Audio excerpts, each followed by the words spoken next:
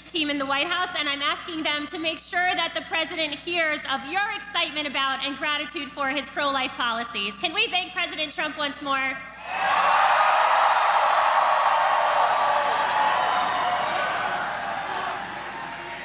right.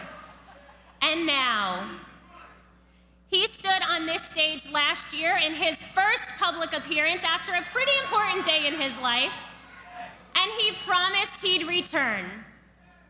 Well, marchers, today he is keeping that promise. It is my great honor to welcome back to the March for Life stage your Vice President of the United States, JD Vance.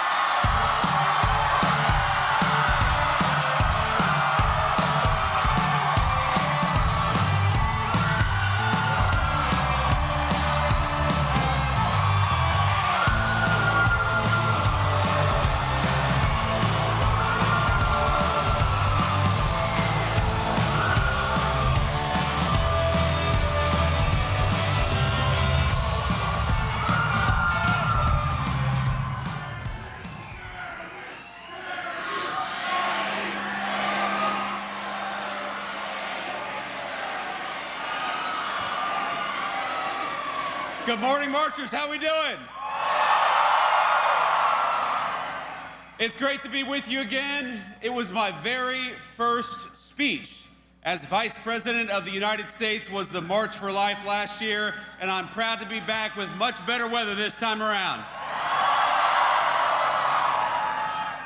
Now, some of you may remember that in my remarks last year, I told you all one of the things I most wanted in the United States of America was more families and more babies. So let the record show, you have a vice president who practices what he preaches.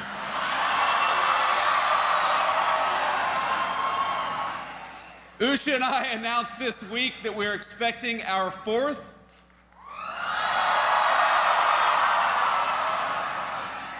And it will be our third baby boy, so we'll take whatever prayers you can give. We certainly need them.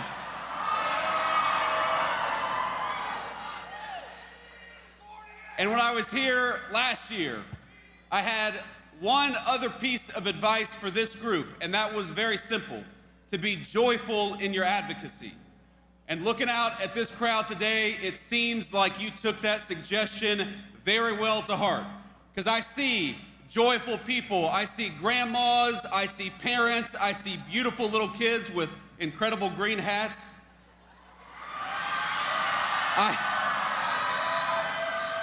Now, did you all dress like that so that if you lost yourselves, you could find everybody? Okay, that's a good plan. I'm gonna take that advice back home. The theme of this year's March for Life, as most of you all know, is that life is a gift. And I know for me personally, this year there is so much to be thankful for. I'm grateful to my own family, for my beautiful wife, Usha, and that God has given us the miracle of new life again.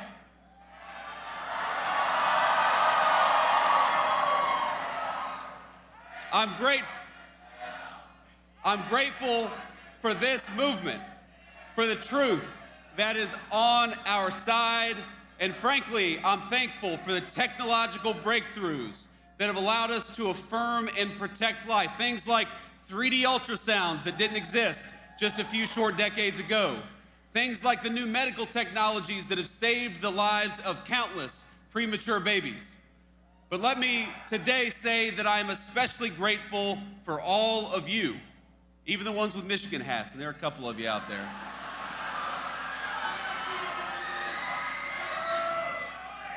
For the thousands of men and women and children, for the church groups, the school groups, the grandparents and the toddlers and everyone in between who braved this chilly Washington afternoon. All of us in the Trump administration, from the president on down, we thank you for your prayers, we thank you for your perseverance, and we thank you that for today, we are all marching for life.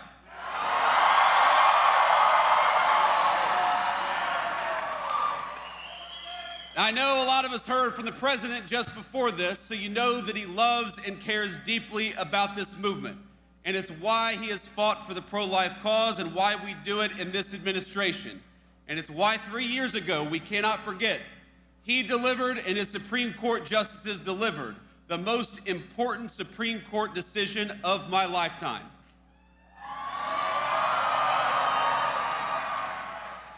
Because with the Dobbs decision, what we did, what the president did, what the Supreme Court did, was put a definitive end to the tyranny of judicial rule on the question of human life.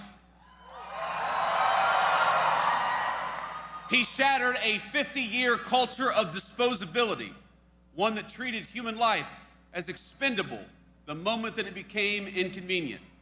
And he empowered our nation and our movement to build a culture of life from the grassroots up.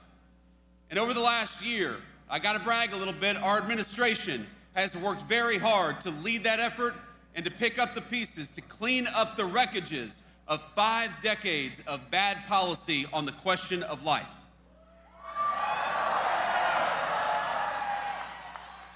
It's an amazing crowd. Now, our vision is simple. We want life to thrive in the United States of America.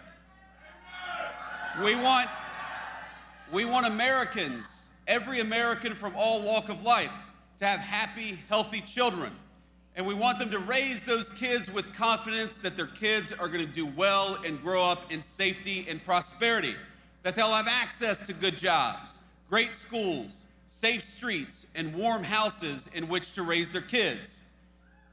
And we want all of our American families to be able to do it with the confidence that their nation will stand with them just as they have stood with the United States of America.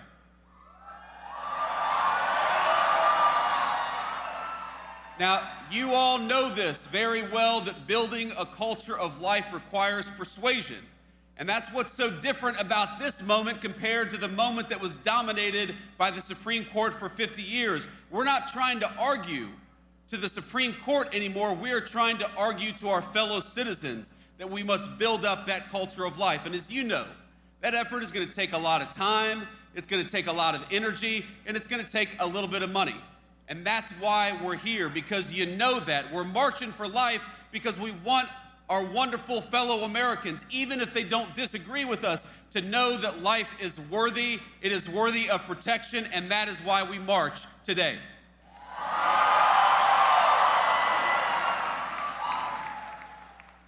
So let me tell you something very simple. That under this administration, again, from the President of the United States, the Vice President, you have an ally in the White House. Now some of our work over the last year has been very straightforward and very easy. We started by undoing the evils we saw under the previous administration. Like, for example, throwing priests and grandmothers in prison for praying outside a clinic. That's over. We stopped it.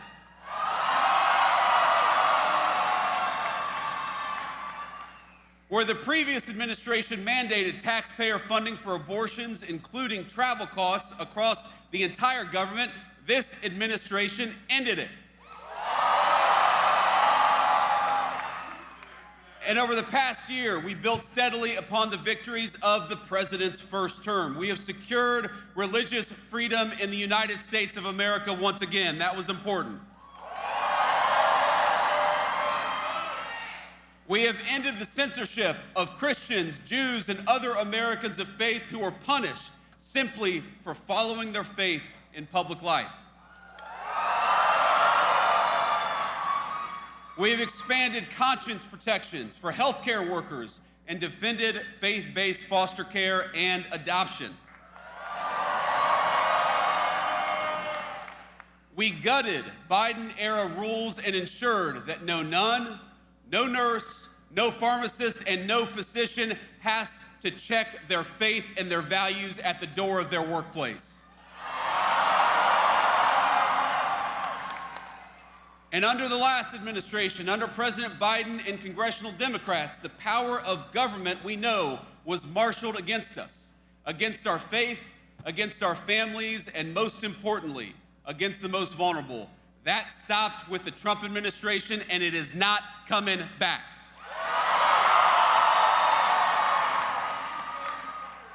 Just this week, we took action to force Illinois into compliance with the Weldon Amendment and stop making healthcare providers refer for abortions. That was a big one.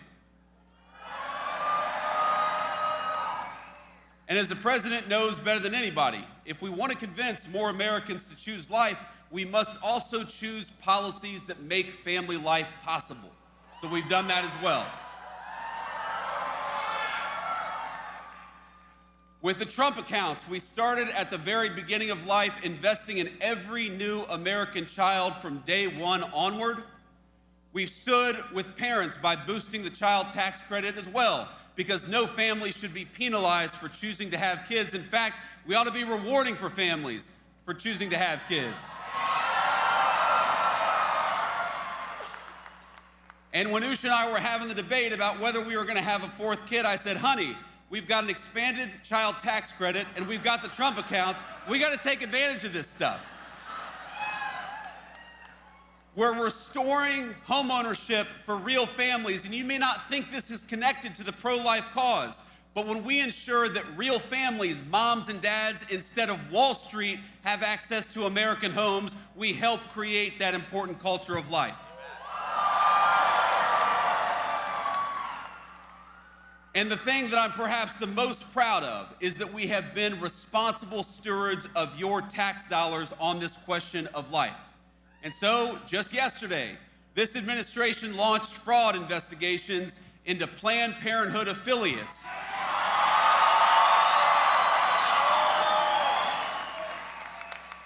For millions of dollars in PPP loans that were unlawfully received and unlawfully forgiven by the Biden administration. You should not be able to commit fraud and use taxpayer money for abortion. It's that simple.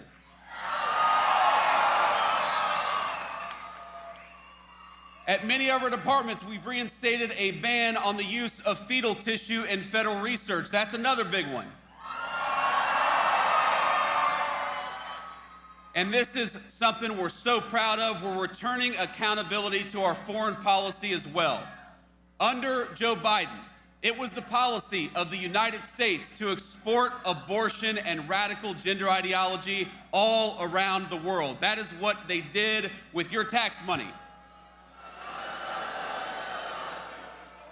They would relentlessly bully developing countries into parroting their far-left views. But under President Trump's leadership and with our great Secretary of State, we believe that every country in the world has the duty to protect life.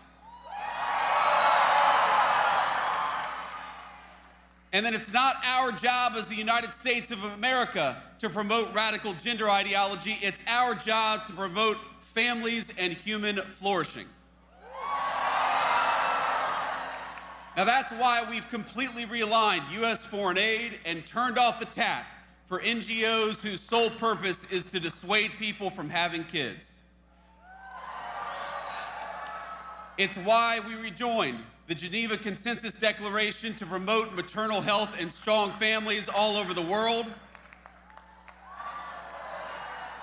And it's why we speak up when other nations throw pro-life and pro-family advocates in prison for silent prayer, which we've seen way too much, but it's got to stop. And today, our administration is proud to announce a historic expansion of the Mexico City policy. We're going to start blocking every international GO that performs or promotes abortion abroad from receiving $1 of U.S. money.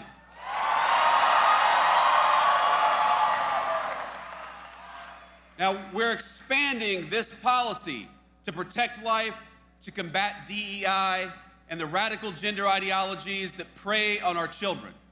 And with these additions, the rule will now cover every non-military foreign assistance that America sends. All in all, we have expanded the Mexico City policy about 3 times as big as it was before, and we're proud of it because we believe in fighting for life.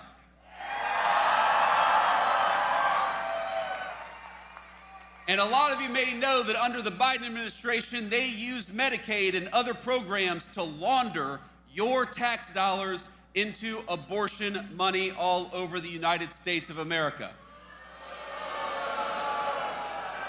And with the help of our Republican majorities in Congress, with the Working Families Tax Cuts, we stopped that practice once and for all. It's illegal now, exactly as it should be. Let me just say, my friends, that we have to be clear. We cannot be neutral. Our country cannot be indifferent about whether its next generations live or die. Because, think about it, what ultimately gives meaning and life to the United States of America, this is not a new question. Every civilization has been forced to answer it. You march today, we march today, because you have an answer to this question about what kind of civilization we are and about what kind of civilization we're going to become in the future. I read an article some time ago. It was about classic archaeology, of all things. And one particular piece of information has haunted me.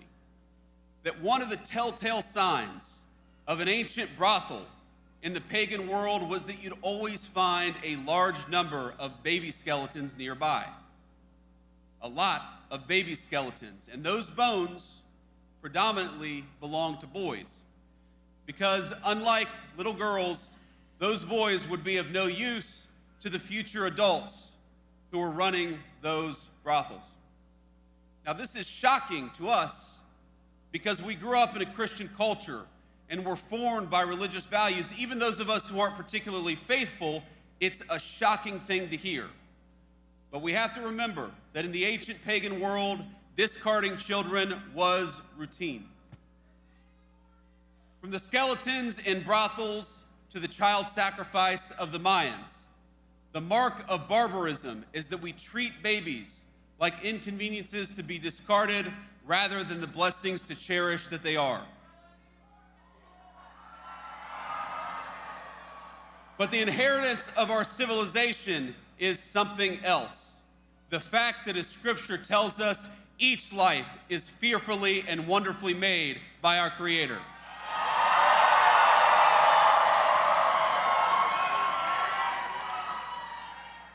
The March for Life, my friends, it's not just about a political issue, as important as all this politics stuff is. It is about whether we will remain a civilization under God, or whether we ultimately return to the paganism that dominated the past. Today, the far left in this country tells our young people that marriage and children are obstacles, that it's irresponsible, even immoral because of climate change or some other reason, to encourage our young people to raise a family. They tell us that life itself is a burden. But we here at this march, we know that it's a lie. We know that life is a gift.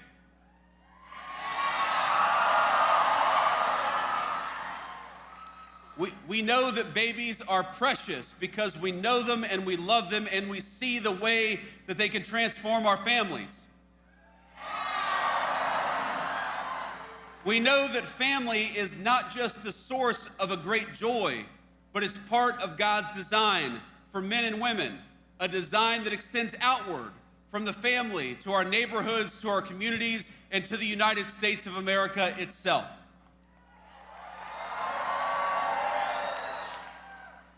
And we here know, that treating everyone with dignity isn't always easy. It's not always convenient, but it's the right thing to do.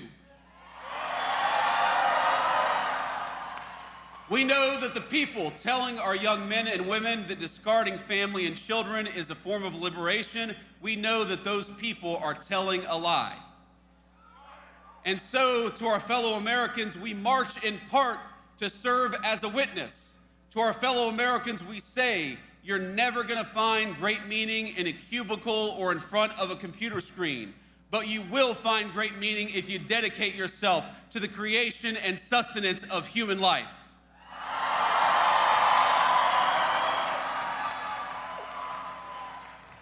Now, I must address an elephant in the room, and I've heard the guy over here talking about it. A fear that some of you have, that not enough progress has been made, that not enough has happened in the political arena, that we're not going fast enough, that our politics have failed to answer the clarion call to life that this march represents and that all of us, I believe, hold in our hearts. And I want you to know that I hear you and that I understand. There will inevitably be debates within this movement. We love each other, but we're going to have open conversations about how best to use our political system to advance life, how prudential we must be in the cause of advancing human life. I think these are good, honest, and natural debates. And frankly, they're not just good for all of you, they help keep people like me honest, and that's an important thing.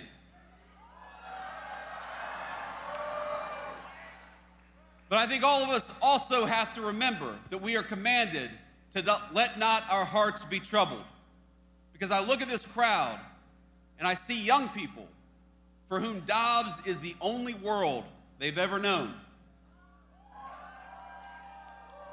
And I see people with just a little bit more gray in their hair, who for 50 years toiled to live in a country where questions of life would be answered by we the people rather than tyrants in robes. All of us have heard their stories. They've heard of the movement betrayed, of taking one step forward, and then 2 steps back, and then 3 steps forward after that. They know stories of heartbreak and of triumph. Some of them I've known very personally from ballot issues that I fought very hard for, some of which have gone the right way, and some of which have gone the wrong way. And I remember friends of mine who spent their entire lives fighting for the unborn without ever seeing the victories that have accumulated in recent years. My friends, I'd ask you to look where the fight for life stood just 1 decade ago. And now, look where it stands today.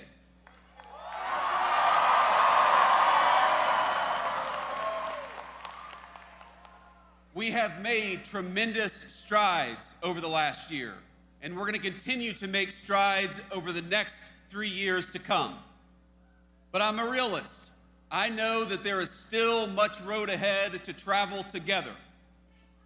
Take heart in how far we've come, but don't lose sight of why we march. And so long as you are out there marching for life, I hope you know that the Vice President of the United States will march with you. God bless you all, and thanks for having me.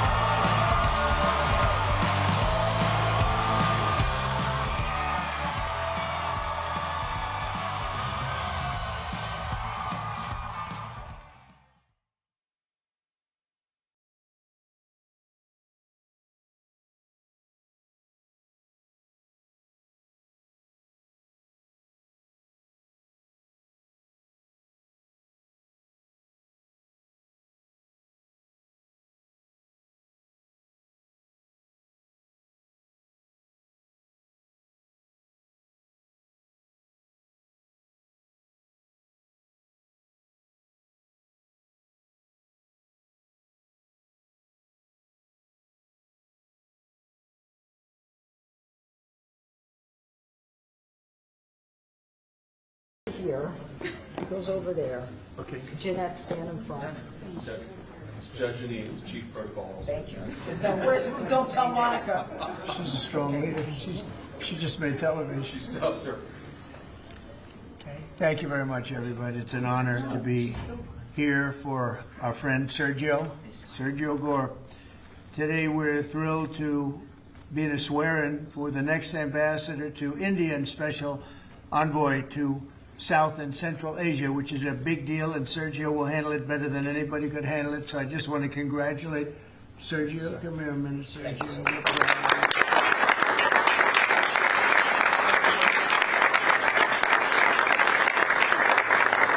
we are honored to be joined this afternoon by our great Vice President, JD Vance. Thank you, JD.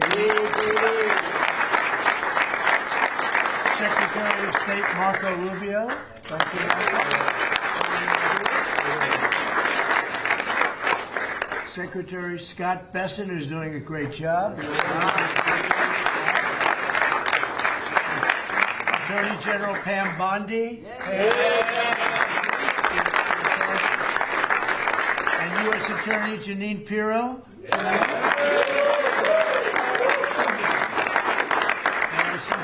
D.C. is a very safe place, Janine, right? Very safe place, and we got to keep it that way. Yes.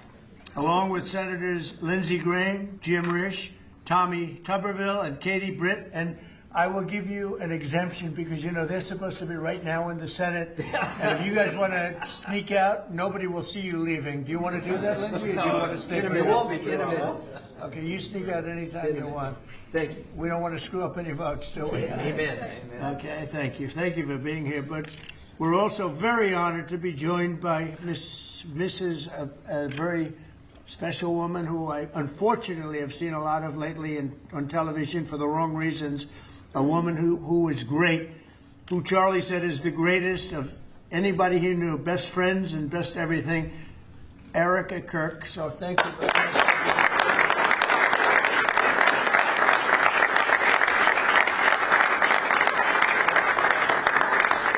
And as Erica knows, another special woman, Laura Ingram. Where's Laura? She's here someplace. Thank you, Laura. And many other true American patriots, great people.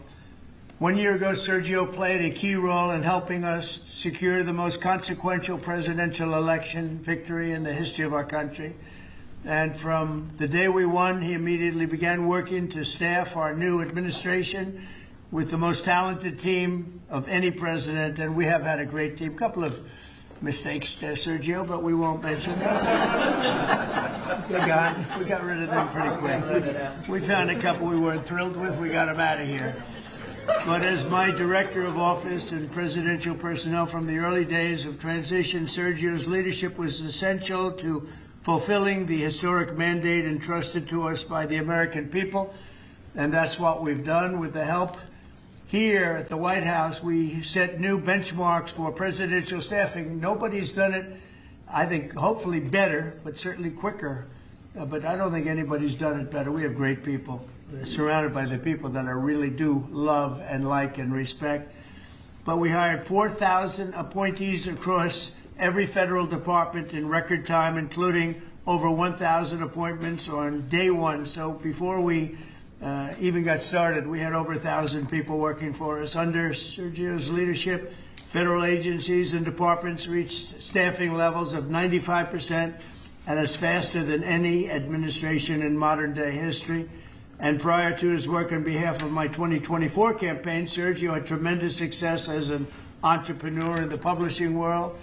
He even published my book, which went to #1. I was very happy because if it didn't, he wouldn't be here. But now I'm trusting Sergio to help strengthen one of our country's most important international relationships, and that's the strategic partnership with the Republic of India. It's a big deal. India is home to one of the world's oldest civilizations, the largest country in the world, actually. And it's got over 1.5 billion people. And we have a fantastic relationship with the Prime Minister, Modi. And Sergio's only enhanced that because he's become already friendly with the Prime Minister, knowing that Sergio is going to be the ambassador they would call constantly to say, let's get to know this man, and they like what they see. So I know you're going to have a great success over this. It's a very important relationship. But it's also the fastest growing middle class, and it's an important economic and strategic security partner in the Indo-Pacific region. It's an amazing country, actually. 1.5 billion people. China has 1.4 billion. Those are two big countries. As ambassador, Sergio will work to fortify our country's bond, promote investments in key U.S. industries and technologies, increase American energy exports, and expand our security cooperation. And, you know, we're making a deal with India, a much different deal than we had in the past. So right now they don't love me, but they'll love us again.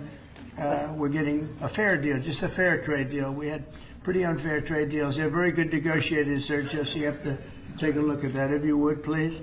But we're getting close, Scott. I think we're pretty close to doing a deal that's good for everybody, right? In the old days, do you think Biden would ask that question? I don't think so. He'd say, how are we doing with India? He didn't know about India. He didn't know a damn thing. But that's okay. We had him. Likewise, in Sergio's role as special envoy to South and Central Asia, he'll be a key emissary to a very important group of nations at the crossroads between East and West. And last week, I was honored to host the leaders of 5 Central Asian countries here in the White House, and Sergio will be helping with all of that. We had an amazing meeting the other night at the White House, and I'm confident that Sergio will do an outstanding job and make our country and all of his friends very proud. But I'm very proud of Sergio. I've known him for a long time, and he's a great guy. And most people love him. Some people don't like him so much. I'll be honest with you, Sergio. Some people, when they don't like Sergio, they don't like him. But when they like him more than anybody. But most of them really are the like category. And I just want to say that I think he's going to be an outstanding representative for the United States of America. And it's a big deal. Being the ambassador to India is a big deal. So, Sergio, congratulations. I know you're going to do a fantastic job. Thank you.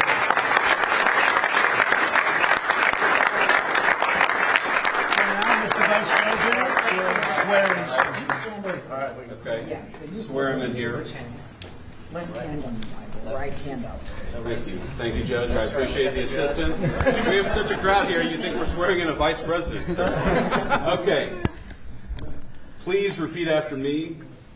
I, Sergio Gore, I, Sergio Gore, do solemnly swear do solemnly swear that I will support and defend the Constitution of the United States that I will support and defend the Constitution of the United States against all enemies, foreign and domestic, against all enemies, foreign and domestic, that I will bear true faith and allegiance to the same, that I will bear true faith and allegiance to the same, that I take this obligation freely, that I take this obligation freely, without any mental reservation without any mental reservation or purpose of evasion, or purpose of evasion, and that I will well and faithfully and that I will well and faithfully discharge the duties discharge the duties of the office on which I am about to enter.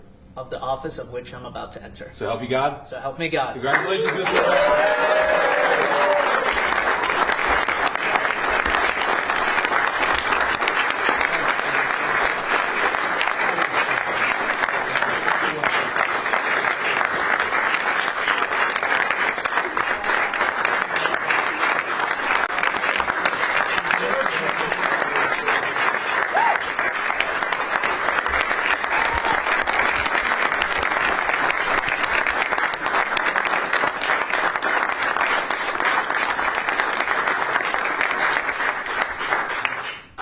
Mr. President, this is an honor of a lifetime. I want to thank first you, what you have done for this country before you came back in, the trouble that this country was facing. I mean, frankly, we were screwed.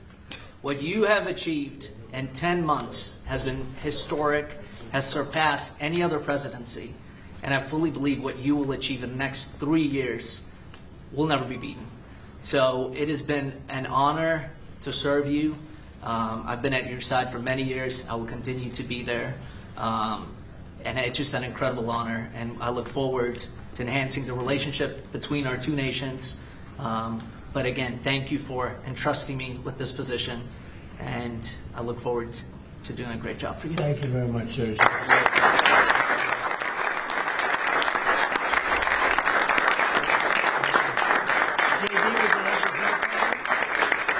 Thank you, sir. First of all, congratulations, Sergio. You're going to be a great ambassador, a great representative to the country of India, which the President and I both love.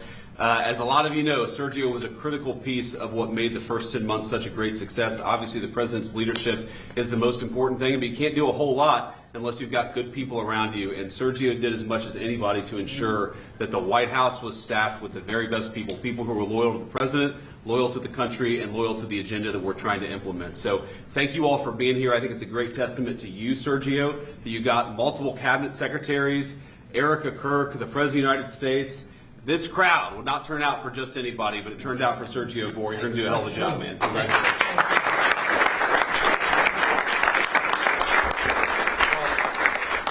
Just to echo what Sergio said, Mr. President, you've done a lot for this country, more than any other president has in such a short period of time. And part of that is putting together a phenomenal team. And I know Sergio was instrumental in helping you achieve that. And so we think he'll do a great job. This is a very impressive collection of people. There are almost 1.5 billion people in the Oval Office right now. But to reflect, but Sergio's going to do a phenomenal job. Those of us who've known him, so many of his friends that are here and family as well, that know how hard he works, 24 hours, 7 days a week. And that's what it takes to work in this administration, because of how much you're pushing our country forward around the world and here at home. And we know Sergio will do a great job. So congratulations, Sergio. You're going to do a phenomenal job. Thank you. Thank you. Janine, please. Well, I'm very proud to be here with Sergio, my friend, who's been my friend for many years. He is someone who is loyal, he is trustworthy, and he works as hard as anyone I know. And Mr. President, there is in this room a group of people who love you, who believe in you, and who are so proud to be in this Oval Office and to be part of this amazing day, because you have changed the course of America. You, and thank you, Sergio, for what you've done. God bless you both. Thank you.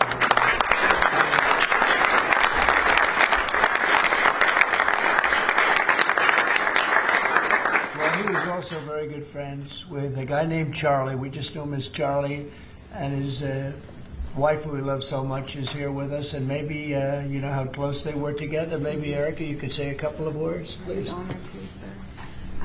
Charlie loved you. It's hard not to get emotional because I know that he would have been the first phone call when he found out that you were going to be taking this position. And the way that I was able to witness the two of you work together for years and to champion and support the president was absolutely humbling to witness. And I am so proud of you. And Charlie is going to be with you every single day. In spirit, and I will be praying for you every day, because I know that this is just the beginning of an incredible opportunity for you. And sir, thank you for allowing Sergio to have this beautiful moment. Thank you very much. Thank you, Charlie. And that man's watching over us right now, right? Okay. Any questions? You mentioned senators that are here, Mr. President. Do you personally approve of the deal that's happening right now on Capitol Hill to end the government shutdown? Well, it depends what deal we're talking about. But if it's a deal I heard about, that's certainly, you know, they want to change the deal a little bit. But I would say so. I think based on everything I'm hearing, they haven't changed anything. And we have support from enough Democrats. And we're going to be opening up our country. It's too bad it was closed, but we'll be opening up our country very quickly. Mr. President, that deal does reverse the mass firings your administration put through during the shutdown. Did you sign off on that, and will you abide by that if this passes? Well, I will be. I'll abide by the deal. The deal is very good. We're not going to be giving $1.5 trillion to people that came in from jails and from, you know, the gangs and drug dealers and all of these others that they wanted to be given health care, which would have hurt our health care system. I hope that we're going to be able to have a health care where Lindsay and I were discussing it, Jim and I were discussing it, and Katie, we discussed it. We want a health care system where we pay the money to the people instead of the insurance companies. And I tell you, we're going to be working on that very hard over the next short period of time, where the people get the money. We're talking about trillions and trillions of dollars where the people get the money. Yes, please. The Syria president, sir, could you update us on your meeting? Did you come to any agreements? Say it? With the leader of Syria you had earlier, did you come to any agreements today? Well, I've had an agreement with him. He's a very strong leader. He comes from a very tough place, and he's a tough guy. I liked him. I get along with him. The president, the new president of Syria. And we'll do everything we can to make Syria successful, because that's part of the Middle East. We have peace now in the Middle East, first time that anyone can remember that ever happening. And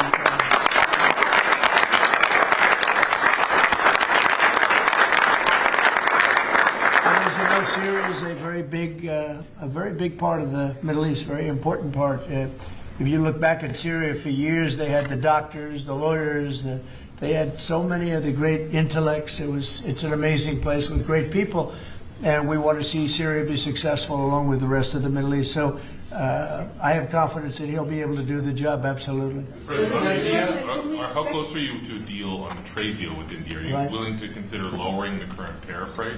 Well, right now the tariffs are very high on India because of the Russian oil, and they've stopped doing the Russian oil. It's been reduced very substantially. Yeah, we're going to be bringing the tariffs down. What kind of level are we talking about here? I mean, at some point we're going to be bringing them down. Without tariffs, this country would be in such trouble, as they were for many years. That's why we owe $38 trillion. And one of the things we're going to do, we're going to issue a dividend to our middle income people and lower income people of about $2,000. And we're going to use the remaining tariffs to lower our debt. We're going to be lowering our debt, which is a national security thing. So we're doing a lot of good work. And the numbers were reported so incorrectly. The real numbers are trillions of dollars have been taken in or gotten in terms of investment from the tariffs. And so if that were ever reversed, it would be a disaster. Frankly, it would be a national security problem for our country. And nobody thinks it's going to be reversed. I think we had a very good court case. As you know, it's before the Supreme Court right now. But if that were ever reversed, people are saying, oh, it's $1 billion. Some people said, oh, it's $2 billion. Well, that obviously we can handle very easily. But this is trillions of dollars we're talking about in terms of the tariff income and all the investment income that's come into our country. We have more than, I would say right now, more than $18 trillion. The biggest number ever is a tiny fraction of that for any country. China, the United States, the biggest number ever. If you look at the past administration, Biden, he did less than $1 trillion in 4 years. We're over $18 trillion. By the time my first year ends, we're going to have over $20 trillion of investment coming into the United States. It's unheard of. We have AI factories. We're leading China by a lot. We have cars and car plants coming in by more than we've ever had built before. All of that would go away if we lose the tariff case. So all of it would go away. So they're not giving the right numbers. It would be an economic disaster. It would be a national security disaster if we lost the case in the Supreme Court. Can we expect tariff rebate? This is an idea that you've been talking about for months. This is going to directly and positively impact millions of Americans. Why was this important for you to do, and when can Americans expect that rebate? So I've been talking about it for a long time, the dividend to people that have suffered under the Biden administration. So Biden had the highest inflation in history, and we now are at a very low point. We're going to be hitting 1.5% pretty soon. So we're at a low point, and he was a high point. We did that. Food prices are way down. It's all coming down. And the biggest decrease, of course, is energy. And, as goes energy, goes everything else. Because when energy comes down, the oil, the electric, I think you're going to see $2 gasoline or something very close to that. In fact, we're already in the twos. But I think you're going to be seeing very soon $2 gasoline. That's like the equivalent of a massive tax cut. But in addition to that, the great big beautiful bill gives you a very, very big tax cut. And then you have no tax on tips, no tax on Social Security, and no tax on overtime for the middle income and for even, frankly, anybody. But you have no tax, and the no tax on tips has turned out to be a tremendous thing. But when you think no tax on tips, no tax on overtime, and no tax on Social Security for our seniors, it's the great big beautiful bill, which has been mischaracterized. But now people they don't want to talk about it because it's so good, the enemy, because it's so good for everybody. It's the greatest piece of legislation ever passed in the history of our country in terms of size. And hence they call it the big beautiful bill, or the one big beautiful. I call it the great big beautiful bill. It's an amazing bill for the middle class. It's an amazing bill for jobs. We've never passed anything like it. And in my first administration, so we had the greatest economy. Everything was good, but we're really outdoing it this time because we have investments coming in largely because of tariffs, and I think because of November 5th, the election result. But we have investments coming in like we've never had before. The deal in the shutdown, Mr. President, includes a vote. Behind you, Caitlin, behind you. Thank you. Thank you, Caitlin. On Syria, can we expect an announcement on a pact between Syria and Israel, or an announcement on them joining the anti-ISIS coalition? Yeah, you can expect some announcements on Syria. We want to see Syria become a country that's very successful, and I think this leader can do it. I really do. I think this leader can do it. And people said he's had a rough past. We've all had rough pasts. But he has had a rough past, and I think, frankly, if you didn't have a rough past, you wouldn't have a chance. He gets along very well with Turkey, with President Erdogan, who's a great leader. Erdogan's a great leader and very much in favor of what's happening in Syria. We have to make Syria work. Syria is a big part of the Middle East. And I will tell you, I think it is working and really well. We're working also with Israel on getting along with Syria, getting along with everybody. and that's working amazingly. As you know, Hamas has given us back numerous bodies. It sounds pretty gruesome, but it's something the parents want more than if their son had been living. Hard to believe. I've seen all of the parents, so many of the parents, and getting back the body of their son, their dead son, is as vital to them, as important to them, as if the boy was generally the boy was alive. And as you know, over the last 4 or 5 days, we've gotten a lot of the additional bodies that they said they were going to. They've worked very hard to do that. So we have peace in the Middle East. It's a great thing, and nobody's ever seen anything quite like it. After your meeting with the Syrian president today, Switzerland, Mr. you posted President. last week about your talks with Switzerland. We're reporting that you're near a deal that would lower their rate to With 50. Switzerland? Yeah. We're working on a deal to get their tariffs a little bit lower because. 15% is what we're hearing. No, I haven't said any number, but we're going to be working on something to help Switzerland along. We hit Switzerland very hard. We want Switzerland to remain successful, and we're a part of Switzerland in the sense that they've been a very good ally. Yeah, we're working on them and some others, and we're working on others to increase them a little bit too. How close is it with Switzerland? Switzerland? What, do you have something to do with Switzerland? No, I'm just He wants to buy a watch. He wants to buy a watch. He wants to buy a nice watch. He's a cheese. He wants to buy a nice Rolex. Right? We'll give Rolex some publicity. Because Rolex has been, they've been very nice, No, look, it's a beautiful country. It's a small country, but economically very big. So we're working on something. After your Caitlin? meeting with the Syrian president earlier today, Marjorie Taylor Greene, who is a big ally of yours, said that she would rather see you focused on nonstop domestic policy meetings here at the White House instead of nonstop foreign policy meetings. What's your response to her saying that, and also saying that grocery prices are up and not down, as you've said? Yeah, so I don't know what happened to Marjorie. She's a nice woman, but I don't know what happened. She's lost her way, I think. But I have to view the presidency as a worldwide situation, not locally. I mean, we could have a world that's on fire where wars come to our shores very easily if you had a bad president. We had a horrible president, and we ended up with Russia, Ukraine, and we ended up with other disasters, too. Don't forget, I put out 8 wars, 9 to come.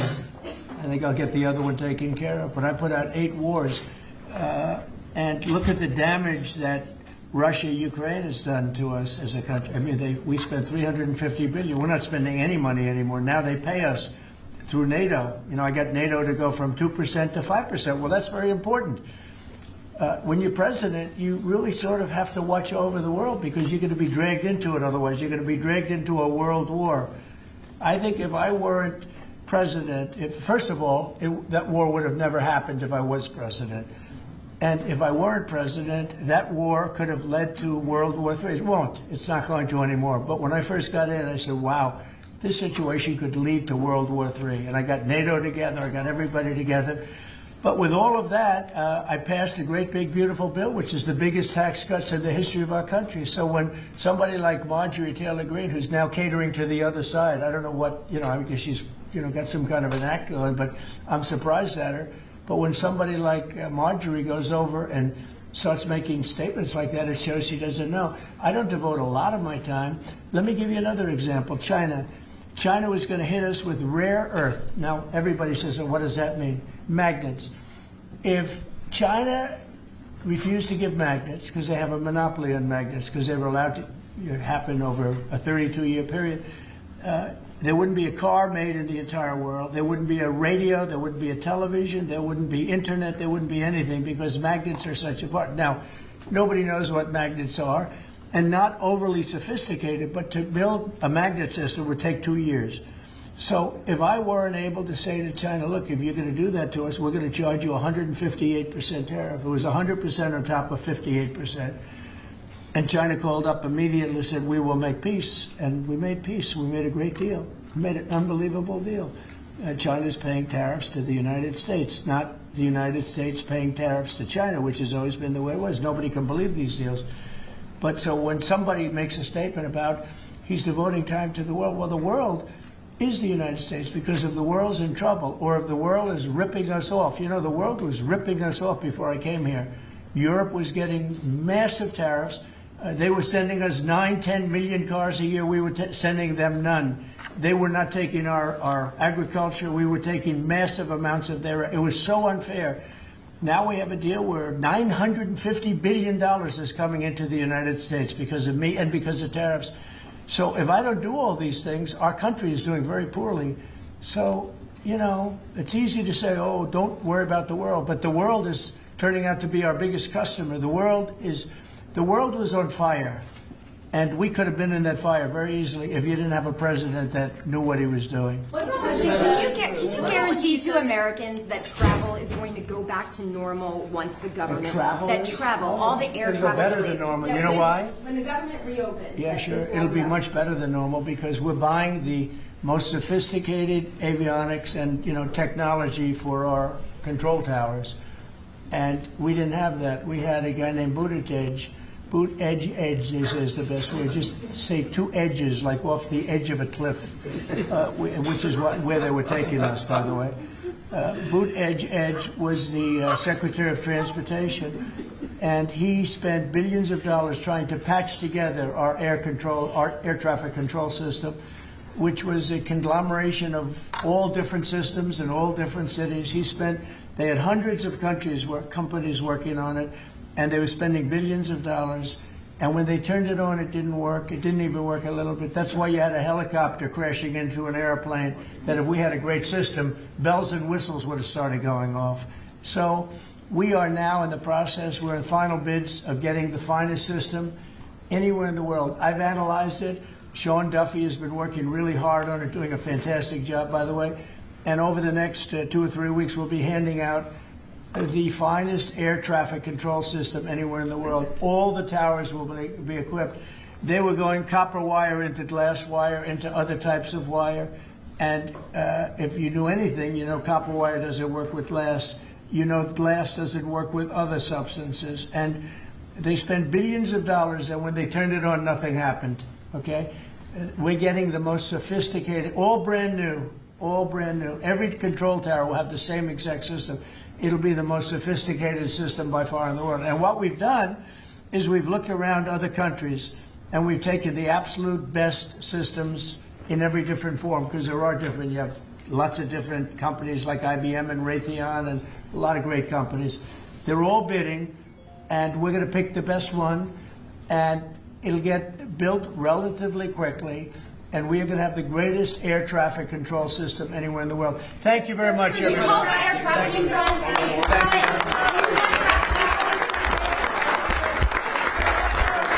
Thanks, guys. Thank you. Let's go.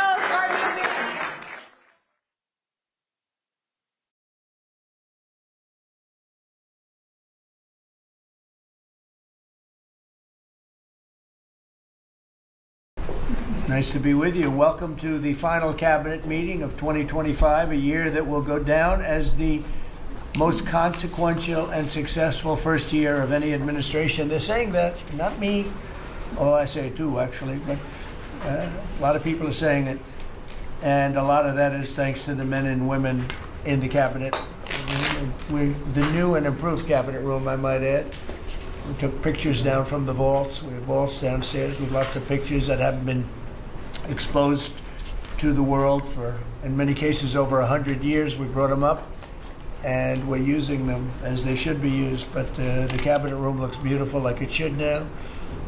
The Oval Office looks beautiful, like it should. It was not. It was like the rest of the country. It was in disrepair. 1 year ago, our country was dead, and said to me by many leaders, we had a dead country.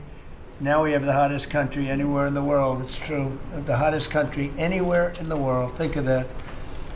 In 4 long years of the Biden administration, there were just $1 trillion of new investments in the United States in 10 months. We've secured commitments of over $18 trillion. So they had, in 1 year, less than $1 trillion. That's in a period of 4 years. Think of it, 4 years they had less than $1 trillion. In 10 months we have more than $18 trillion. Is that right, Scott? It's even going to be higher than that. It'll be higher by and the going end, up. sir. And we're waiting for the Supreme Court case, and it's so important and so vital for this country, because we're not only respected again, we're putting out wars by our trade policies, and we're taking in hundreds of billions of dollars, and our country is wealthy again and secure again, and it's part of national security, and I hope that goes Well, I think it's very important, but when I think of the number, we're going to be over $18 trillion in 10 months, and which is a record times probably 8 or 10 times, I think more than that, for any country. There's never been a country that's had that kind of an investment ever in history. And there's never been a country that's had half of that. It's a tremendous thing that's taking place. We have companies moving in from all over the world, from Mexico, from Canada, from Europe, from China, from Japan a lot. We just had Toyota is going to spend $10 billion, they just announced, on building new plants in this country. Our workers, they're going to be all workers. But they're spending a tremendous amount. So the stock market is set 46 all-time highs. And this last Friday, which is called Black Friday, was the biggest ever online sales that there's ever been by a lot. More Americans are working today than at any time in the history of our country. I mean, these are the facts we have to get out. And, you know, there's this fake narrative that the Democrats talk about, affordability. They just say the word. It doesn't mean anything to anybody. Just say it. Affordability. I inherited the worst inflation in history. There was no affordability. Nobody could afford anything. The prices were massively high. Do you remember when we took over eggs? You did a great job in that, Madam Secretary. Agriculture, Brooke. Eggs were 4 or 5 times higher than they had ever been. They said don't order eggs for Easter at the White House. And we ended up doing it, and we got the egg prices way down, lower than what they were before. But the word affordability is a con job by the Democrats. They say affordable. I watched the other day where some very low IQ congresswoman talked about affordability. She had no idea. Their prices were much higher. As an example, energy, gasoline, we're now at about $2.50 a gallon. We're going to be, I think, at $2 a gallon. We could even crack that at some point. I'd love to do it. And we could do it more easily if we weren't building up the strategic national reserves, which Biden emptied out before the election so that he could try and get elected, meaning he started it, then he got thrown out of the race, and she took over and she kept it going, and they emptied out these strategic national reserves, which are really meant for something else. They're not meant to keep people happy with their gasoline price. They're meant for war. They're meant for problems, big problems. He emptied it out, and then she continued it during the process of trying to get elected. Didn't work out too well for him. And they virtually brought it down to the lowest level, I believe, in history. And it didn't have much of an impact because the prices were very high. But our prices now for energy, but for gasoline, are really low. Electricity's coming down. And when that comes down, everything comes down. But the word affordability is a Democrat scam. They say it, and then they go into the next subject. And everyone thinks, oh, they had lower prices. No, they had the worst inflation in the history of our country. Now, some people will correct me, because they always love to correct me, even though I'm right about everything. But some people like to correct me, and they say 48 years. I say it's not 48 years, it's much more. But they say it's the worst inflation that we've had in 48 years. I say ever. But whether it's 48 years or ever, it's pretty bad. We had the worst inflation that we've ever had. Since last January, we've stopped inflation in its tracks. And there is still more to do. There's always more to do, but we have it down to a very good level. It's going to go down a little bit further. You want to have a little tiny bit of inflation. Otherwise, that's not good either. Then you have a thing called deflation. And deflation can be worse than inflation. But we have it almost, we'll soon be at a perfect level. But we inherited the worst inflation. But we have 20 states that are now selling gasoline at less than the $2.75.